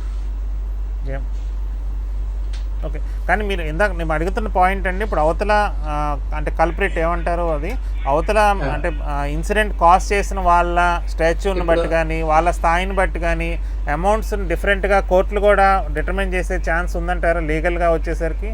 అంటే అవతల ఒక ఎంఎన్సీ చేస్తే ఒక రకం, ఒక స్మాల్ అండ్ మీడియం ఇండస్ట్రీ చేస్తే ఒక రకం, ఒక గవర్నమెంట్ డిపార్ట్మెంట్ చేస్తే సపోజ్ ఏపీఎస్ఆర్టీసీ వల్ల 4 చనిపోయారు, లేదా ప్రభుత్వం నిర్లక్ష్యమే చేస్తుంది అలా. అంటే కోర్టులు కానీ చట్టాలు కానీ అలా అది అంటే అమౌంట్ డిసైడ్ చేయడానికి ఎవరు చేశారు ఈ తప్పు అనేది అలా ఒక క్రైటీరియా అంటారా, లేకపోతే మనుషులు పోయిన వాళ్ళ దాన్ని బట్టి అంటారా? మన ప్రభుత్వాల దృష్టిలోనే ఎవరు చేశారు అనేది కనపడుతుందండి. చట్టం దృష్టిలో మాత్రం ఎవరు చేశారు, వాళ్ళ ఫైనాన్షియల్ కెపాసిటీ ఎంత అనేది లెక్కలో తీసుకోవాల్సిన అవసరం లేదు. కాంపెన్సేషన్ ఎంత అది అనేది చట్టము, దాని ప్రకారం కోర్టు డిసైడ్ చేస్తారు. ఇప్పుడు ఆ కారకుడు ఎవరైతే ఎవరి నెగ్లిజెన్స్ కారణంగా అయితే ఈ మరణాలు ప్రమాదం జరిగిందో ఆయన కెపాసిటీ లెక్కలో తీసుకోవడానికి వీల్లేదు. ఇప్పుడు ఇంకోటండి, మామూలుగా ఇట్లాంటి వాటికి యాక్సిడెంట్ పోలీస్ వారు ఇన్వెస్టిగేట్ చేస్తారు, లేకపోతే ఇండస్ట్రియల్ సేఫ్టీ వారు ఇన్వెస్టిగేట్ చేస్తారు. దాని ప్రకారము మనం సెపరేట్ చేయాలి. ఇక్కడ ఇష్యూలో మనం 2 ఉన్నాయి. క్రిమినల్ నెగ్లిజెన్స్, ఇంతమంది చావటానికి కారణము అది మన క్రిమినల్ చర్య, ప్రాసిక్యూషనా లేకపోతే వాళ్ళని ఏం చేయడం అనేది ఒక ఇష్యూ. రెండోది కాంపెన్సేషన్ వేరే ఇష్యూ. కాంపెన్సేషన్ గవర్నమెంట్ ఇంకొకటి కూడా మామూలుగా నేను వాట్సాప్ లో చూసిన మెసేజ్ ఏమంటే 5 కోట్లు మన ఎల్జీ నుంచి కాంపెన్సేషన్ వస్తుంది, అందుకే మన ముఖ్యమంత్రి గారు ధారాళంగా ₹1 కోటి కాంపెన్సేషన్ అనౌన్స్ చేశారు అని. కానీ ఇక్కడ ఎక్స్గ్రేషియాకి మన చట్టరీత్యా లీగల్ లైబిలిటీ ఉన్న కంపెనీకి ఈ కంపెనీ పే చేయాల్సిన కాంపెన్సేషన్ కి ఏ రకమైన సంబంధం లేదు. ఓకే. ఓన్లీ యాక్ట్ లైబిలిటీలో ఉన్న ఏదైతే మినిమం 20,000 25,000 ఏదో కాంపెన్సేషన్ ఉందో అది ఓన్లీ త్రూ డిస్ట్రిక్ట్ మేజిస్ట్రేట్ ద్వారా, డిస్ట్రిక్ట్ కలెక్టర్ ద్వారా వస్తుంది. మిగిలిందంతా డైరెక్ట్ కోర్టే డిసైడ్ చేస్తుంది, కోర్టు నుంచే వస్తుంది. మీరు చెప్పేది అంటే ఆన్లైన్లో వాళ్ళు చెప్పే ఇన్ఫర్మేషన్ ఏంటంటే LG polymers new India assurance వాళ్ళ దగ్గర పాలసీ తీసుకుందండి. Any 1 accident limit of 5 crores, అంటే ఒక 5 కోట్ల వరకు ప్లస్ టాప్అప్ అంటారు కదా, ఇంకోసారి ఎక్స్ట్రా కూడా మొత్తం 10 crores వాళ్ళు అంటే ఇన్సూరెన్స్ కంపెనీ ఇచ్చే లయబిలిటీ. కంపెనీ కోర్టు అయితే కంపెనీకి ఎంతైనా వేయచ్చు, మీరు అన్నట్టు క్రిమినల్ నెగ్లిజెన్స్ పరంగా ఎన్ని కోట్లైనా వేయచ్చు. కానీ ఇన్సూరెన్స్ పాలసీ అయితే అబౌట్ 10 crores అంటున్నారు మొత్తం వాళ్ళు తీసుకుంది. దాని కింద అలాగే మీరు అదే పాలసీ అంటే వాళ్ళు యాక్సిడెంట్ ఇన్సూరెన్స్ తీసుకుంది మొత్తం అంటే ఇన్సూరెన్స్ కంపెనీ పే చేసేది 10 కోట్లు, దాని వాళ్ళ లిమిట్ అంతే, వాళ్ళ లిమిట్ అంతే. మనం ఎంతకు పాలసీ తీసుకునే దాని మీద కాంపెన్సేషన్ ఆధారపడుతుంది. ఇంకో ముఖ్యమైన విషయం చెప్పండి, మీరు ఎందాక కూడా చెప్పారు, నేను అడుగుదాం అనుకున్నా. మన యాక్ట్లో ఇంకా డెత్కి 25,000 ఉందండి మన చట్టాల్లో, అంటే డెత్కి కాంపెన్సేషన్ లేదండి. ఇప్పుడు మన మోటార్ వెహికల్ యాక్ట్ లో లేదండి. ఇప్పుడు మన మోటార్ వెహికల్ యాక్ట్ లో ఇంత ముందు యాక్ట్ లో మన అమెండమ్ కాకముందు ఇంజరీకి 25,000, డెత్ కి 50,000 ఉండేదండి. ఇప్పుడు అది 1.5 లక్షలు చేశారు. Okay okay fine. రమాదేవి గారు మీరు చెప్పండి, ఇప్పుడు డిఫరెంట్ ఇష్యూస్, బోట్ ట్రాజడీ రీసెంట్గా జరిగింది 6 months బ్యాక్. అంతకుముందు మీ ఎక్స్పీరియన్స్లో చాలా చూస్తుంటారు నాకన్నది. ఇప్పుడు డిఫరెంట్, ఇది ఒకే ప్రభుత్వం, ఇది జగన్మోహన్ రెడ్డి గారి ప్రభుత్వం కనుక దీని గురించి మాట్లాడుతున్నాం. Godavari boat tragedy 6 months back జరిగింది. ప్రభుత్వ నిర్లక్ష్యం ఉందనేది ఎవరూ డిస్ప్యూట్ చేయట్లే. ఇష్యూ 30 మంది చనిపోయారు, కేవలం 10 లక్షలు ఇచ్చి వదిలించుకున్నారు. మరి 6 నెలల్లో ఇది ఏ రకంగా, అక్కడ ప్రభుత్వ నిర్లక్ష్యం ఉంటేనే ఇంకా ఎక్కువ రెస్పాన్సిబిలిటీ ఉంది, 1 కోటి రూపాయలు ఇచ్చారు, మరి అక్కడ ఎందుకు ఇవ్వలేదు? ఇప్పుడు రేపు ఇవాళ విషయాలు తెలుసుకున్న బోట్ 30 కుటుంబాలు ఉన్నారు, వాళ్ళు అనుకుంటారు కదా ఎందుకు మాకు 10 లక్షలే ఇచ్చారు, మా ఆ ఇన్సిడెంట్లో చనిపోయినందుకు మాకెందుకు ఈ డిస్క్రిమినేషన్ అని వాళ్ళని ఎలా అడ్రస్ చేస్తారు వాళ్ళ కన్సర్న్స్ని? అంటే మనం మామూలుగా ఒకటి చెప్తూ ఉంటాం, కర్ర ఉన్నవాడిదే బర్రె అని. ప్రభుత్వం ఈరోజు జగన్ ప్రభుత్వం అవ్వచ్చు, నిన్న టీడీపీ ప్రభుత్వం అవ్వచ్చు, అంతకుముందు ఇంకో ప్రభుత్వం అయి ఉండొచ్చు. ప్రభుత్వాల వైఖరి వాస్తవానికి రాజ్యాంగము, చట్టము, బాధ్యత దీనికంటే ప్రయోజనాలు వాళ్ళ ఒంటి మీద దెబ్బ పడకుండా, విమర్శలకు గురి కాకుండా, ప్రజలు చేయగలిగే ఒత్తిడిని ఆసరా చేసుకుని ఆ మేరకు నిర్ణయాలు చేయడం అనేది ఒక పద్ధతిగా నడుస్తోంది. దాచేపల్లి ఘటన మనందరికీ గుర్తుండి ఉంటుంది. ఒక పాప మీద అత్యాచారం జరిగి, అటెంప్ట్ జరిగి, పెద్ద ఎత్తున ప్రజలందరూ రోడ్డు మీదకి వచ్చి, ఆ ఘటనలో 10 లక్షలు గవర్నమెంట్ అనౌన్స్ చేసింది. అమ్మాయి చనిపోలేదు, బతికే ఉంది. ఇలాంటి కేసులు జిల్లాలో మైనర్స్, గుంటూరు జిల్లాలో ఎట్ ది సేమ్ టైం ఆ మంత్లో 23 కేసులు జరిగినాయి. ఈ 23 కేసుల్లో పైసా కూడా గవర్నమెంట్ అనౌన్స్ చేయలేదు. అంటే అక్కడ జనం రోడ్డు మీదకి వచ్చారు కాబట్టి, అక్కడ ఒక యాజిటేషన్ జరిగింది కాబట్టి కాంపెన్సేషన్ నేను అనౌన్స్ చేస్తున్నానని అనౌన్స్ చేసావు. అక్కడ పాప ఎలా అలాంటిది మిగతా పాపలు కూడా కదా, మిగతా పిల్లల పరిస్థితి కూడా. ఎందుకని ఈ రీజన్ గవర్నమెంట్కి తెలియదా? ఏ రీజన్ ముఖ్యమంత్రికి తెలియదా? ఒకరికి న్యాయం చేస్తున్నారు కానీ 22 మందికి అన్యాయం చేస్తున్నారు కదా. అంటే that is how I see the picture. వాళ్ళకి న్యాయం జరిగిందేమో. అదే అందుకని అంటే ఎవరైతే ప్రజలు కాన్షియస్గా రోడ్డు మీదకి వస్తారో, అడుగుతారో అలాంటి చోట, ఇప్పుడు ఉదాహరణకి పురుషోత్తంపట్నం ఎత్తిపోతల మనం చూసాం కదా, ఈ గోదావరి కనెక్షన్ చేసినటువంటిది కృష్ణాకి. 40 లక్షల గవర్నమెంటే రేటు రైతులకు ఆ రోజు నిర్ణయించి అప్పటికప్పుడు భూమి తీసుకుంది. కానీ అదే కాంపెన్సేషన్ ఇతర చోట్ల రైతులు అడిగితే, for example solar plant Kurnool జిల్లాలో పెట్టింది గవర్నమెంట్. ఈ సోలార్ ప్లాంట్ పెట్టిన చోట వాళ్ళకి కనీసం 5 లక్షలు కూడా ఇవ్వడానికి సిద్ధపడలేదు, 5 లక్షలు ఇవ్వడానికి కూడా సిద్ధపడలేదు. ఇక్కడ 40 లక్షలు తీసుకొని అక్కడ 5 లక్షలు తీసుకోవడం అంటే టీడీపీ గవర్నమెంట్. అవునండి. అంటే అప్పుడు ఏంటంటే వాళ్ళ ప్రయారిటీ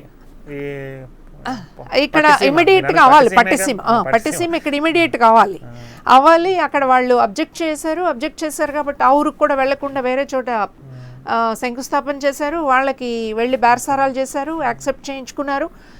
అంటే ఇందాక మీరు అన్నారు 1 కోటి రూపాయలు వస్తున్నాయంటే నేను ఎందుకు చచ్చిపోతే బాగుండు, భూమి కావాలని ఉన్నటువంటి వాళ్ళనైనా నువ్వు ఎక్కువ డబ్బులు పెట్టేసి తీసేసుకుందాం అంటే యాటిట్యూడ్ ఎలా ఉంటుంది అనేది. ఇప్పుడు కాంపెన్సేషన్ మీరు అడుగుతున్నారు గోదావరికి, ఈ దీనికి ఎందుకు ఇంత తేడా?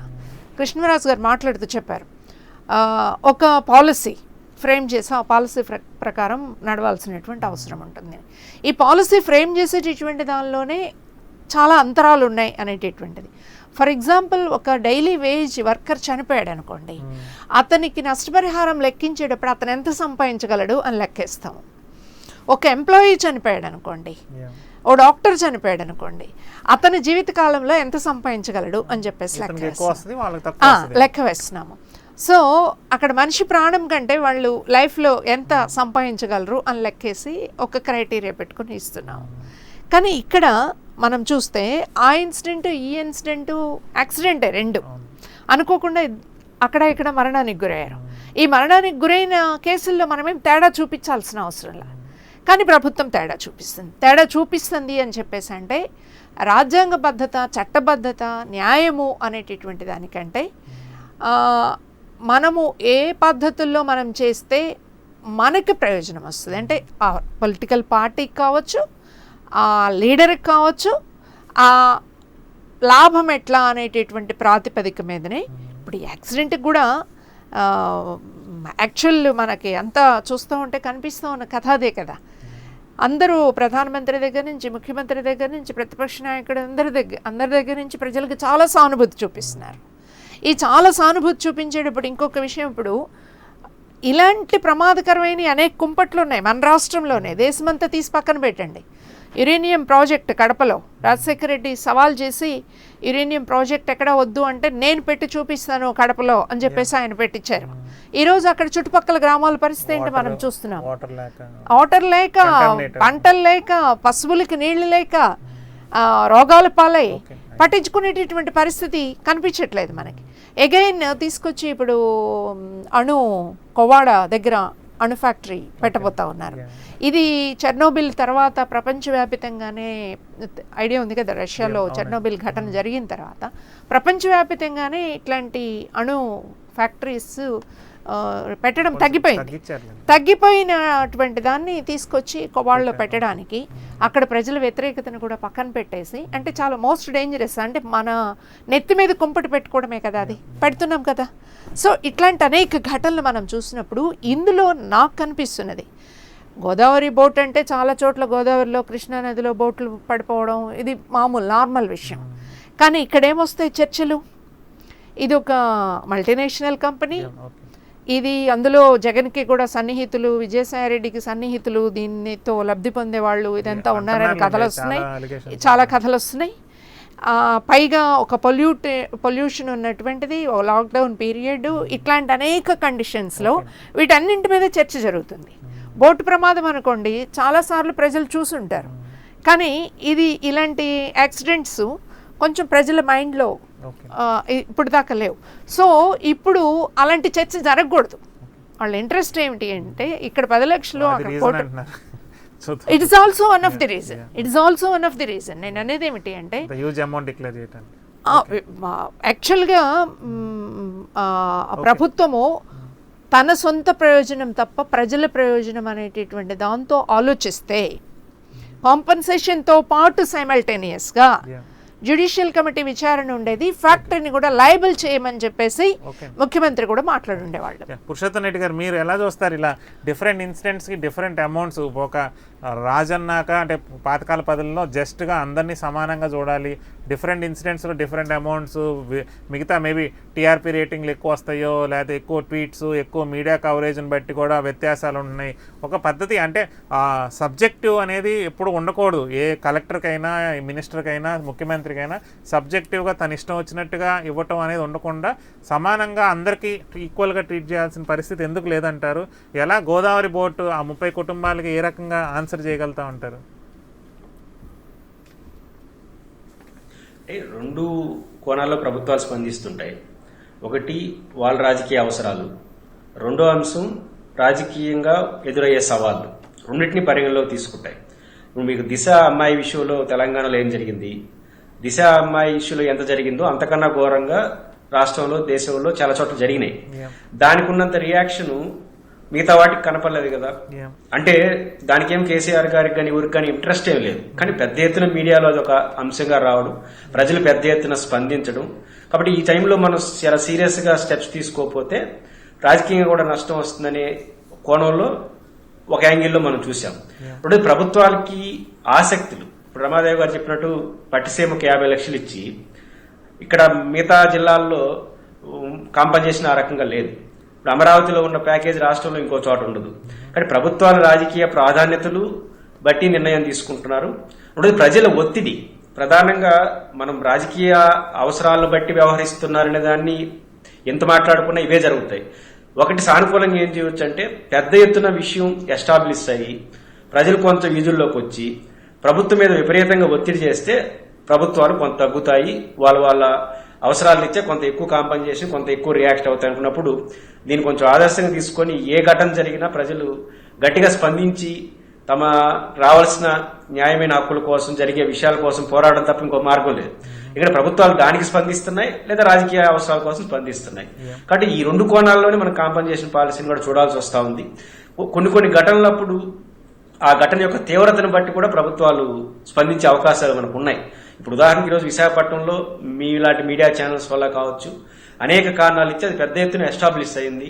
ప్రజలు ఆ దృశ్యాలు చూసిన తర్వాత ఎంటైర్ సమాజం ఈదుల్లోకి రాకపోయినా చాలా తీవ్రంగా వేదన చెందారు. ప్రభుత్వం మీద ఒత్తిడి వచ్చే పరిస్థితి ఉంది కాబట్టి ప్రభుత్వం వెంటనే స్పందించుండొచ్చు, వాళ్ళ సానుకూల దృక్పథంతో పాటు ప్రజల నుంచి వచ్చే ఒత్తిడి. కాబట్టి ఈ రెండు మనకు కలిసి కనిపిస్తాయి, రాజకీయ అవసరాలు, రాజకీయ అనివార్యత పరిస్థితులు. కాబట్టి మనం ప్రజలకు రాజకీయ అవసరాలను మనం సృష్టించలేము, ఆ పార్టీ ఇంట్రెస్ట్లు బట్టి ఉంటాయి. ప్రజల చేతిలో ఉన్నది రాజకీయ అనివార్యతను సృష్టించడమే. కాబట్టి ప్రభుత్వాలు ఇట్లాంటి ఘటనలు కానీ ఇంకొక ప్రజా సమస్యల పట్ల కానీ తమకు ప్రభుత్వానికి అనివార్యతను ప్రజలు సృష్టించడం తప్ప ప్రభుత్వాలు ఏ ప్రభుత్వం ఉన్నా కూడా స్పందించు. కానీ ప్రాధాన్యతలు బట్టే కాంపన్సేషన్స్ ఉంటాయి, ప్రాధాన్యతలు బట్టే సహాయం చేయడం ఉంటాయి, కాపాడు బట్టే ప్యాకేజీలు ఉంటాయి. కాబట్టి వాటిని దృష్టిలో పెట్టుకుని మనం రాజకీయ నిర్ణయాలు కూడా అట్లే ఉంటున్నాయి కదా. ఇప్పుడు కేంద్రంలో ఉన్న పార్టీ ఉత్తరాది రాష్ట్రాలకు ఇస్తున్నంత కాంపన్సేషన్ సౌత్ ఇండియాకి ఇట్లేదు, ఎందుకంటే అక్కడ ఎక్కువ ఓట్లు వస్తాయి కాబట్టి. అంటే అన్ని దీనికి రిలేటెడ్ గానే ఉంటాయి. కాబట్టి రాజకీయ అవసరాలు అనేది చాలా మేజర్ రోల్ పోషిస్తాయి.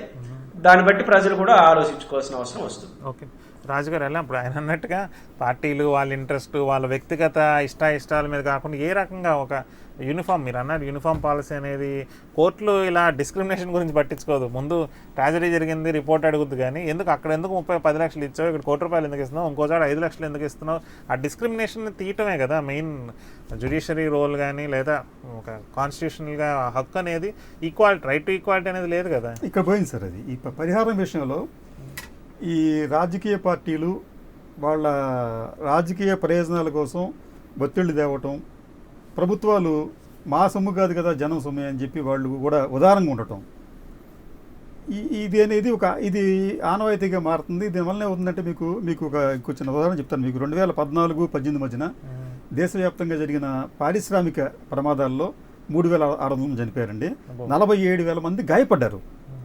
మరి ఇంతమందికి ఎట్లా ఇస్తాం మనం?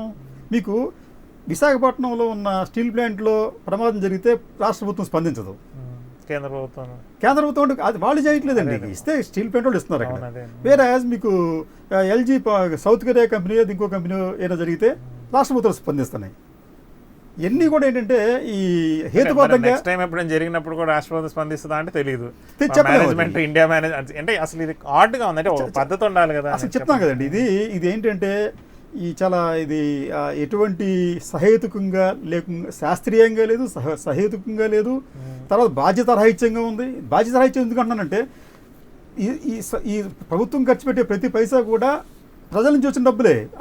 మీరు ఆ బాధ్యత తీసుకోవాలి. అక్కడ ప్రతిదానికి మీరు అకౌంటబిలిటీ ఉండాలి. మీరు మీకేదో ఒక నాయకుడు 10 లక్షలు అడిగాడని చెప్పి ఆయన ఏదో కొంత రాజకీయ లబ్ధి పొందుతున్నాడని చెప్పి మనం 20 లక్షలు ఇస్తామంటే అది కాదు కదా, శాస్త్రీయంగా లేకపోతే వస్తుంది. తర్వాత రెండోది ఏంటంటే దీనికి ఎల్జీ కంపెనీ పాలిమర్ సంబంధించి కూడా ప్రభుత్వాలు ఏంటంటే ఈ సంఘటన కావచ్చు, గతంలో జరిగిన సంఘటన కావచ్చు, భవిష్యత్తులో జరిగిన సంఘటన కావచ్చు, ఎక్కడా కూడా అధికారులను బాధ్యులు చేయట్లేదండి.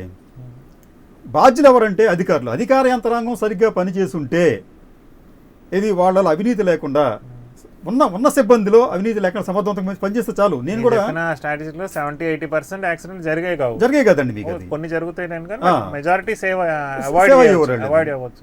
అది ఎందుకంటే ప్రభుత్వాలు ఏమీ కూడా అంటే ఎటువంటి సంఘటన జరిగినప్పటికి కూడా అధికారుల మీద యాక్షన్ తీసుకోవట్లేదు. గోదావరి బోట్ యాక్సిడెంట్ అప్పుడు అధికారుల మీద యాక్షన్ తీసుకోలేదు. స్టాంపీడ్ అక్కడ స్టాంపీడ్ విషయంలో జరగలేదు. విజయవాడ జరిగిన దాని మీద అధికారుల మీద యాక్షన్ తీసుకోలేదు. అంటే మీరు యాక్షన్ తీసుకోకుండా వదిలేస్తే ఎట్లా కావాలి? మీరు వదిలేస్తున్నారు. జరిగినప్పుడేమో తాత్కాలికంగా ఏదో ఉపశమనం కోసం అని చెప్పి కంటి తుడుపుగా కొంత ఎక్స్క్లూజివ్ ప్రకటిస్తున్నారు, అక్కడతో ఆ చాప్టర్ క్లోజ్ చేస్తున్నారు. కాబట్టి ఈ విషయాల్లో ప్రభుత్వాలు కూడా నిర్ణయాత్మకంగా కఠినంగా వ్యవహరించకపోతే ప్రజలు దీని మీద కూడా ఏదో రోజున గట్టిగా ప్రశ్నించే అవకాశం ఉంది. చిన్న విషయం చెప్పి ముగిస్తానండి. ఈ ఎల్జీ పాలిమర్కి సంబంధించి ఈ రోజు కూడా నిన్న కానీ ఈ రోజు కానీ ఆ యాజమాన్యం ఏ వాయువు వలన ఈ సంఘటన జరిగిందని చెప్పి ఇప్పుడు అధికారికంగా చెప్పలేదండి. గ్యాస్ లీక్ అయిందని చెప్పి అన్నారు తప్ప ఏ గ్యాస్ లీక్ అని చెప్పట్లేదు వాళ్ళు. ఇప్పుడు మీకు ఇక్కడ ఈ ఎల్జీ వీళ్ళు తయారు చేస్తున్న ప్రోడక్ట్లో ఒకటి పాలీయురేథిన్ అనే ఈ ప్లాస్టిక్ ఫోమ్ అనే ఒక ప్లాస్టిక్ ఫోమ్ తయారు చేసేందుకు వాళ్ళకి ఇట్స్ కాల్డ్ పాలీయురేథిన్ అని చెప్పి అన్నారు. అది తయారు చేయాలనుకుంటే మిథైల్ ఐసోసైనేట్ అంటే మిక్కు వాయువు, మిక్కు అంటే మన వరల్డ్ ఫేమస్ అయిపోయింది భోపాల్ గ్యాస్ ట్రాజడీ తర్వాత. ఆ గ్యాస్ కావాలండి. ఆ గ్యాసు అక్కడ ఎంత ఉంది, అసలు వాడుతున్నారు లేదా అనేది చెప్పాలి. ఇంగ్రీడియంట్ రా మెటీరియల్ ఖచ్చితంగా కావాలండి. అది ఇది ఈ ఎల్జీ ఇప్పుడు నేను మార్నింగ్ నుంచి వాళ్ళ వెబ్సైట్ సెర్చ్ చేస్తే వాళ్ళు తయారు చేసే ఉత్పత్తుల్లో నేను చెప్పిన పాలీయురేథిన్ అంటే ప్లాస్టిక్ ఫోమ్ అనే ఒక ప్రోడక్ట్ కూడా ఉంది అక్కడ. అది తయారు చేయడానికి మెయిన్ ఇంగ్రీడియంట్ అంటే MIC gas, methyl isocyanate gas అనేది భోపాల్లో అనేక వేల మందిని సంహరించింది. దాన్ని ఇప్పటిదాకా మన భారతదేశంలో నిషేధించలేదు. తర్వాత ఏంటంటే నిన్న వీళ్ళు చెప్పిన ఆ గ్యాస్కి ఎఫెక్ట్ అయిన బాధితులు చెప్పే సిమ్టమ్స్ కి తర్వాత ఈ మిక్ గ్యాస్కి సిమ్టమ్స్కి దగ్గర సంబంధాలు ఉన్నాయండి. మిక్కి గ్యాస్ వచ్చినప్పుడు ఏంటంటే ఈ కళ్ళు మీకు మంటలు రావటం, లేకపోతే ఆ శ్వాస అడగపోవటం, ఈ నాడీ వ్యవస్థ దెబ్బతింటం ఇవన్నీ జరుగుతున్నాయి.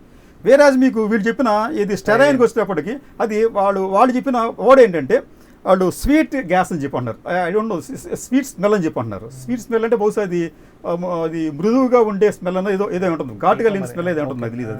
అది అటువంటి స్మెల్ ఇస్తుందంట అది ఇది స్టెరైన్ అనేది. అంటే వాళ్ళకి ఏంటంటే దాని ప్రభావం పెద్దగా తెలియదు.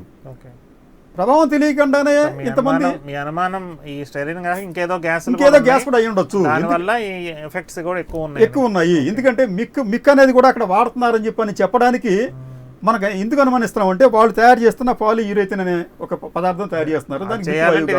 ఇది కావాలి. తర్వాత మిక్కు వాయువు వెలువడితే వచ్చే లక్షణాలు ఏమున్నాయో ఇప్పుడు రాత్రి అంతా మనకు కనిపించింది మనకు అది. కాబట్టి ఎంక్వైరీ చేయాలండి. ఎంక్వైరీ చేయాలి, వాస్తవాలు బయట పెట్టాలి, చర్యలు తీసుకోవాలి. కఠినంగా చర్యలు తీసుకోకపోతే మీకు భోపాల్ గ్యాస్ ట్రాజడీ అప్పుడు ఆ జాక్ ఆండర్సన్ శుభ్రంగా అమెరికా వెళ్ళిపోయాడు, రాలేదైనా ఆయన ఏం చేయలేకపోయాం. కాబట్టి వాళ్ళకి భయం భక్తి ఉండవండి ఎవరికే కాదు. ఈవెన్ పారిశ్రామిక మన భారతదేశంలో ఉన్న పరిశ్రమలు చిన్న మధ్య భారీ పరిశ్రమల్లో ఎవ్వరూ కూడా 190% మంది భద్రతా ప్రమాణాలు పాటించాలండి. చాలా కాస్ట్లీ వ్యవహారం అది. నిజంగా ఇప్పుడు ఈ రోజున్న ప్రమాణాల ప్రకారం చూస్తూ ఉంటే ఏ ఫ్యాక్టరీ నుంచి కూడా ఒక్క చొక్క నీరు కూడా బయటికి రాకూడదు. అవన్నీ ఏం చేస్తున్నారు వాళ్ళు, నీటి ట్రీట్ చేసి రావాలి. ట్రీట్ చేసిన బయట వదలకూడదండి. అది మీరు గమనించండి, ట్రీట్ చేసిన బయట వదలకూడదండి. వాళ్ళే యూజ్ చేసుకోవచ్చు, అది యూజ్ చేసుకోవాలంతే తప్ప దాన్ని బయట వదలకూడదు. దానివల్ల దీన్ని వాళ్ళు భూమిలో వదిలేస్తున్నారు, భూమి వాటర్ పాడవుతుంది, లేకపోతే గాలిలో వదిలేస్తున్నారు, గాలి పాడైపోతుంది. కొంతమంది ఏం చేస్తున్నారంటే అండర్ గ్రౌండ్కి మీకు 2-3 కిలోమీటర్ల పాటు మీకు సముద్రం చేసి దూర ప్రాంతాల్లో వదిలేస్తున్నారు అక్కడ సీ ఫుడ్. కాబట్టి ఏంటంటే ప్రభుత్వాలు ఈ విషయాల్లో నిజాయితీగా చిత్తశుద్ధితో కఠినంగా వ్యవహరించకపోతే ఇటువంటి సంఘటనలు జరగడం అనేది ఆనవాయితీగా మారుతుంది. మనం దీన్ని మౌనంగా భరించాలి. తర్వాత మనం మర్చిపోవాలి. సంఘటన జరిగినప్పుడు కొద్దిగా ఆందోళన చెందడం, మళ్ళీ మర్చిపోవడం జరుగుతుంది. ఇది శాశ్వత పరిష్కారం కాదు. ఈ ఎక్స్గ్రేషియా విషయంలో మనం ఒక జాతీయ విధానాన్ని మనం ప్రకటించాలి, కేంద్ర ప్రభుత్వం ప్రకటించాలి, రాష్ట్రాలకు కూడా. ఎవరు స్టార్ట్ చేసుకుంటే ఎలాగండి అది, ఎవరు చూపిస్తున్నారు వాళ్ళు? ఓకే, ఏదో సామెత అంటారు కదా, వడ్డిచ్చేవాడు మనవాడైతే ఎక్కడైనా కూర్చోవచ్చు అన్నట్టుగా. ఇది రిలవెంట్ కాకపోవచ్చేమో కానీ సిమిలర్ అలా అంటే ప్రభుత్వం ఒక ఏ ఇన్సిడెంట్లో ఎంత ఇస్తుంది అనేది వాళ్ళ ఇష్టాయిష్టాల మీద ఉంది, పాలకుల ఇష్టాయిష్టాలు. ముఖ్యంగా ఏంటంటే ఇది కూడా CM relief fund, chief minister relief ఫండ్కి ఎటువంటి నిబంధనలు కానీ ఆడిట్లు కానీ ఏమి ఉండదు. ఎవరైనా ముఖ్యమంత్రి గతంలో ఆరోగ్యశ్రీ అప్పుడు కూడా గతంలో ముఖ్యమంత్రి చంద్రబాబు నాయుడు గారు కూడా నేను వింటూ ఉంటాం, వాళ్ళ పార్టీ వాళ్ళు వస్తే 2 లక్షల 3 లక్షల వాళ్ళ ఇష్టం, ఇంకేం ఉండదు, ఒక క్రైటీరియా అనేది ఉండదు. వాళ్ళ పార్టీ వాళ్ళకైతే ఎక్కువ ఇచ్చేసుకుంటారు. అంటే నిజంగా ఎలిజిబుల్ అయితే అందరిని ఆరోగ్యశ్రీ కింద చేయాలి తప్పితే మన పార్టీ వాడు కదా ఏ ట్రీట్మెంట్ అయినా సరే ఎన్ని లక్షలని ఇవ్వటం, అలాంటి కల్చర్ అనేది రాంగ్. ఏ పార్టీ అయినా, ఇవాళ జగన్మోహన్ రెడ్డి గారైనా గతంలో చంద్రబాబు గారు ఎవరికైనా కూడా అంతా ప్రజలు సీఎం రిలీఫ్ ఫండ్కి డొనేషన్ ఇస్తున్నారంటే ఆయన స్థానాన్ని చూసిస్తున్నారు, కానీ వాళ్ళు ఇండివిజువల్గా వాళ్ళని చూసి అయితే ఇవ్వట్లేదు. వాళ్ళతో ఉన్న పరిచయాలు, లాబింగో, ఆ సీఎంతో ఏమైనా పని ఉంటే వాళ్ళకి వచ్చి డొనేషన్ ఇస్తారు, ఫోటోలు దిగుతారు, రేపు ఏమైనా పనులు చేయించుకుంటారు. సో అలాంటి ఫండ్ని వీళ్ళు వాళ్ళ పాకెట్ మనీ లాగా ఇష్టం వచ్చినట్టుగా చేయటం అనేది తప్పుగా భావిస్తుంది. ఎవరికన్నా న్యాయం జరగాలి. అమాంగ్ ప్రతి ఇన్సిడెంట్లో కూడా ఒకే రకంగా ఉండాలి. విత్ ఇన్ ఇన్సిడెంట్లో కూడా ఆ కుటుంబ నేపథ్యం వాళ్ళ పరిస్థితిని బట్టి ఒక క్రైటీరియా ప్రకారం ఇస్తేనే సరిగ్గా అందరికీ న్యాయం జరిగిద్ది అనేది నా భావన. సో ముందన్నా ఇలాంటి ప్రజల అవగాహన వచ్చి మిగతా బాధితులు ప్రెజర్స్ వల్ల ప్రభుత్వాలు వాళ్ళ విధానాలని మార్చుకొని ఒక జాతీయంగా ఒక అందరికీ న్యాయం జరిగే విధానం ఏమైనా వస్తేమని ఆశిద్దాం. వాళ్ళ డిబేట్లో పాల్గొన్న రమాదేవి గారికి, కృష్ణరాజు గారికి, చేకూరి శంకరయ్య గారికి, పురుషోత్తం రెడ్డి గారికి అందరికీ నా థ్యాంక్స్ చెప్పుకుంటూ thanks for watching. See again on Monday at 9 PM.